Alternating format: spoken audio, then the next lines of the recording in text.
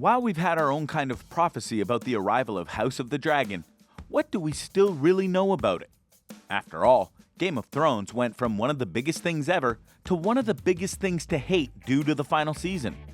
Yet, the team behind the scenes tried to go and make prequels, spinoffs, and now a direct sequel to the show, indicating that, to them, it's all about views and money versus how badly a show ends. And yeah, it was really bad. So given all that, and the fact that House of the Dragon is now out with its premiere, what do we really know about it still? The origins of the show. So let's get right into things by talking about how this new show all fits, shall we? This series is based on Fire and Blood, the first of George R.R. Martin's 2 volumes diving into the extensive Targaryen history. The prequel is set 300 years before the events depicted in Game of Thrones. It's during that era when Aegon the Conqueror, the first of 3 centuries of Targaryen rulers, united 6 of the 7 kingdoms of Westeros. But most likely, especially given what we know about the cast, the series will focus on the First Targaryen Civil War, aka the Dance of the Dragons. It's during this dance, more than a century ago after Aegon's rule, that dragons were extinct, for a time anyway. House of the Dragon also teased its upcoming war with a new still from the show. The reign of House Targaryen begins with Fire and Blood. The series is unrelated to the other Game of Thrones prequel that HBO passed on. Unlike House of the Dragon, which received a straight-to-order pickup, that series actually shot a pilot. Known unofficially as Blood Moon, it was set thousands of years earlier, during the mysterious era when Westeros' Age of Heroes descended into the First Long Night. What can't be ignored here is that this show is both going to be linked to the Game of Thrones in terms of setting things up to how we had them in Season 1, while also making it clear that it's far enough away that certain things won't be talked about or shown, which might be why many are interested in it. It's a clean slate, if you will. George R.R. Martin. George R.R. Martin co-created the series with Ryan Condal. The latter wrote for the show and also served as a joint showrunner with veteran Game of Thrones director Miguel Sapochnik. Sapochnik led some of the biggest, most famous episodes on the original series. His resume includes Hard Home, The Winds of Winter, The Long Night, and Battle of the Bastards, which earned him a directing Emmy. He was the one who directed House of the Dragon's premiere and certain additional episodes. One area we know the prequel will live up to the original series will be in the music department. Emmy-winning Game of Thrones composer Ramin Djawadi will return to Westeros to score House of the Dragon. Music matters in series like this big time. The cast. As in all of Martin's A Song of Ice and Fireworks and its HBO predecessor, House of the Dragon boasts a large ensemble cast. Paddy Considine was the show's first original cast member. He's playing King Viserys I, the Targaryen ruler who foolishly did not anticipate the War of Succession that would follow his death. Olivia Cooke, Matt Smith, and Emma D'Arcy are playing a trio of the most important characters in the series. And of course, the events that eventually tear the Targaryen family apart. Cooke is Alicent Hightower, the second wife to King Viserys I, who schemed to have her son seated on the Iron Throne. Smith is Rogue Prince, Daemon Targaryen, Viserys' younger brother. D'Arcy will play Princess Rhaenyra Targaryen, the would-be queen who was her father's named successor who ultimately marries Daemon. Other major initial castings were Steve Toussaint as Lord Corlys Velaryon, aka the Sea Snake, Eve Best as Princess Rhaenys Velaryon, Rhys Ifans as the Hand of the King Otto Hightower, and Sonoya Mizuno as Miseria.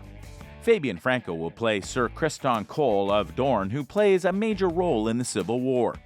George R.R. Martin has teased a few major things on his blog. Meanwhile, the latest casting announcement teases several of the major families during this era in Westeros, including a Lannister. Outlander's Graham McTavish will Kingsguard member Sir Harold Westerling. Ryan Corr as Sir Harwin, Breakbone Strong. Jefferson Hall as Lord Jason Lannister. David Horovitch as Grand Maester Mellos. Matthew Needham as Lairs Strong. Bill Patterson as Lord Lyman Beesbury, and Gavin Spokes as Lord Lionel Strong. Additionally, Millie Alcock will play young Rhaenyra, and Emily Carey will play young Alicent. Bethany Antonia, Phoebe Campbell, Harry Collett, Tom Glenn Carney, Will Johnson, John McMillan, Ewan Mitchell, Theo Nate, Fia Sabin, Gavin Spokes, and Savannah Stein also star. Character breakdowns. Knowing the cast is one thing, but knowing what kinds of characters they play is vital for the plot ahead. Thankfully, we did get some official character descriptions. Paddy Considine as King Viserys Targaryen, chosen by the Lord of Westeros to succeed the old king. Jaehaerys Targaryen at the Great Council at Harrenhal. A warm, kind, and decent man, Viserys only wishes to carry forward his grandfather's legacy. But good men do not necessarily make for great kings. Matt Smith as Prince Daemon Targaryen, younger brother to King Viserys and heir to the throne. A peerless warrior and a dragon rider. Daemon possesses the true blood of the dragon. But it is said that whenever a Targaryen is born, the god tosses a coin in the air. Olivia Cook is Alicent Hightower, the daughter of Otto Hightower, the hand of the king, and the most comely woman in the Seven Kingdoms. She was raised in the Red Keep, close to the king and his innermost circle. She possesses both a courtly grace and a keen political acumen. Emma Darcy is Princess Rhaenyra Targaryen, the king's firstborn child. She is of pure Valyrian blood, and she is a dragon rider. Many would say that Rhaenyra was born with everything, but she was not born a man. Steve Toussaint as Lord Corlys Velaryon, the Sea Snake, Lord of House Velaryon, a Valyrian bloodline as old as House Targaryen. As the Sea Snake, the most famed nautical adventurer in the history of Westeros, Lord Corlys built his house into a powerful seat that is even richer than the Lannisters and that claims the largest navy in the world. Eve Best is Princess Rhaenys Targaryen, a dragon rider and wife to Lord Corlys Velaryon. The queen, who never was passed over as heir to the throne at the Great Council because the realm favored her cousin, Viserys, simply for being male. Fabian Frankel as Sir Criston Cole of Dornish descent, the common-born son of the steward to the Lord of Blackhaven. Cole has no claim to the land or titles. All he has to his name is his honor and his preternatural skill with a sword.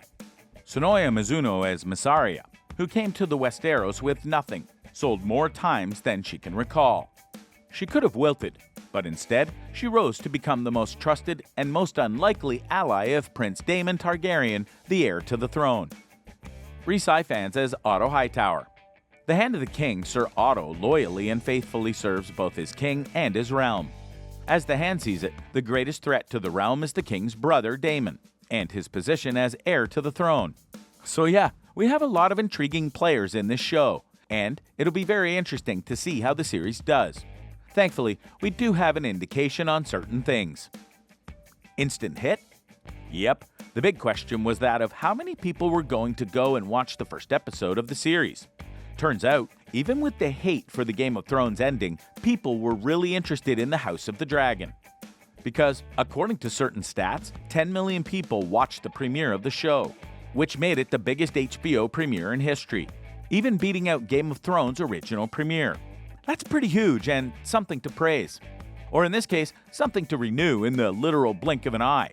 Because that's exactly what they did. They renewed the show for Season 2 pretty much the day after the premiere.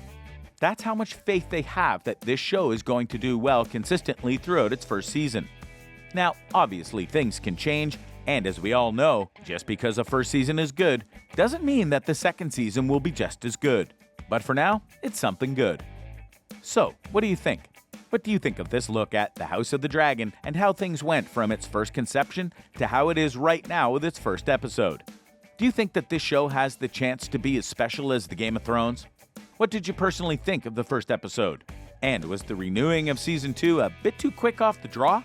Let us know in the comments below, and we'll see you next time on the channel.